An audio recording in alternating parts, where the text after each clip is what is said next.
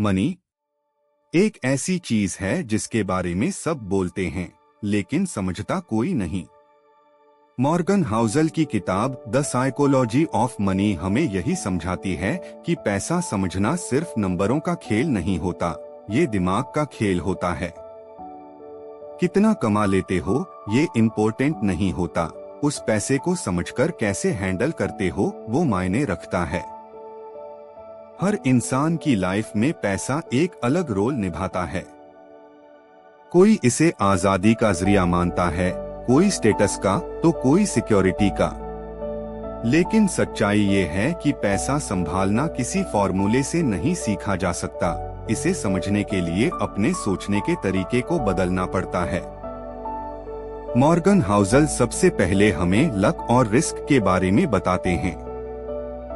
हर successful इंसान के पीछे सिर्फ मेहनत नहीं होती, थोड़ा लक भी होता है। और हर फेल्योर के पीछे सिर्फ गलती नहीं होती, कभी कभी बदकिस्मती भी होती है।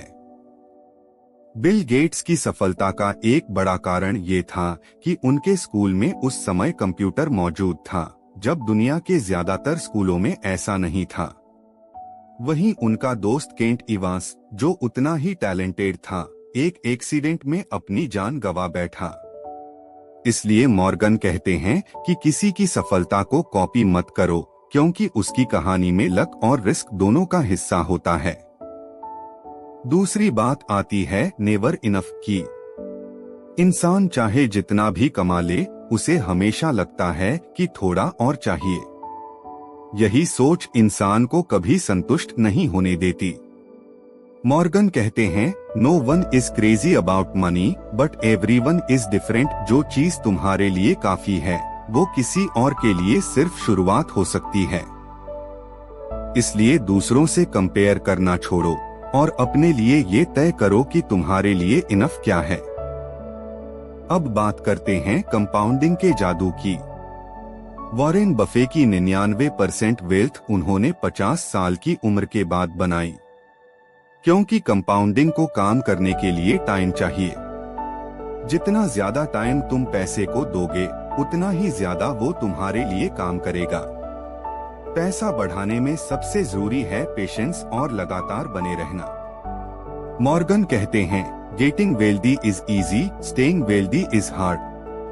पैसा बचाओ, लेकिन चीजें खरीदने के लिए नहीं, बल्कि उसे कंपेयर करना छोड़ो और अपने लिए ये तय करो कि तुम्हारे लिए इनफ क्या है।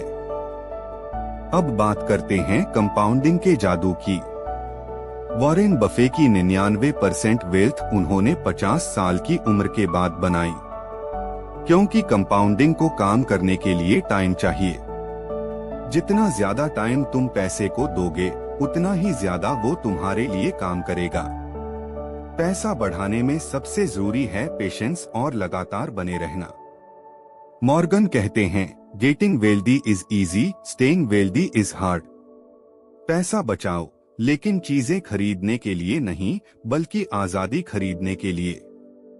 जब तुम्हारे पास इतना पैसा हो कि तुम अपने टाइम के मालिक बन सको, वही असली दौलत है।